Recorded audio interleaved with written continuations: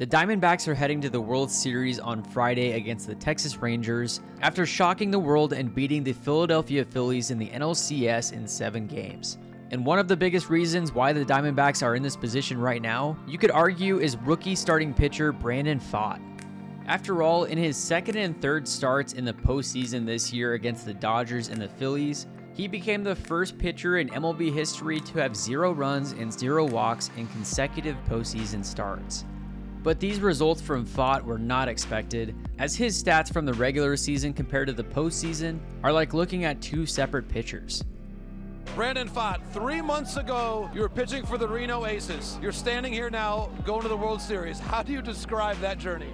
You really can't. It's unbelievable. To think that was 3 months ago, and now that we're here, it's unbelievable. Entering the year as a top 10 prospect for the Diamondbacks, Pfaadt would start the season at AAA Reno. Until in early May, he would get the call.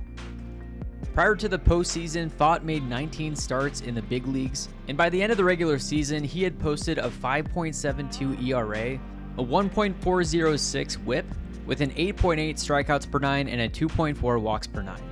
As you can see, he had a solid walk percentage, but he was getting touched up a bit, as his fastball had a 325 batting average against with a 650 slug, and his changeup was getting hit at a 409 rate with a 727 slug. His sweeper was by far his best pitch with a 180 batting average against and a 323 slug, but overall it's safe to say that he hadn't quite figured it out.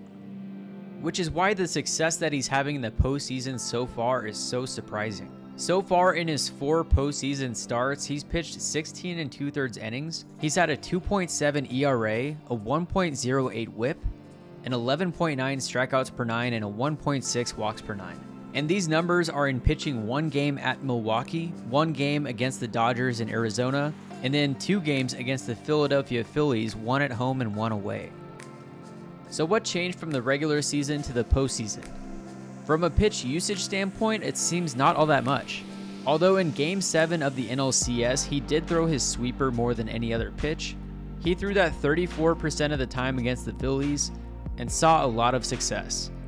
Aside from that game specifically, his usage was right around where it was during the regular season. But a big factor this postseason is that he's been able to manage his emotions, stay calm, and pound the strike zone.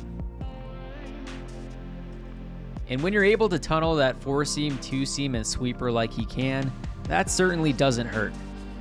What adjustments did you make that made a night like this possible? I think just being competitive, going out there and pitching my ball game, and the coaching staff's been great to help me get to where I want to be, and it's been a long journey, but it's all paying off. So add Pfaadt's postseason success on top of their ace Zach Gallen and their number 2 starting pitcher Merrill Kelly, and that's a starting rotation that will have a shot against the Rangers' strong offensive lineup. So make sure to tune in for Game 1 of the World Series Friday at 5 o'clock Pacific, and you won't want to miss an inning of this series. Thank you for watching, and we'll see you next time.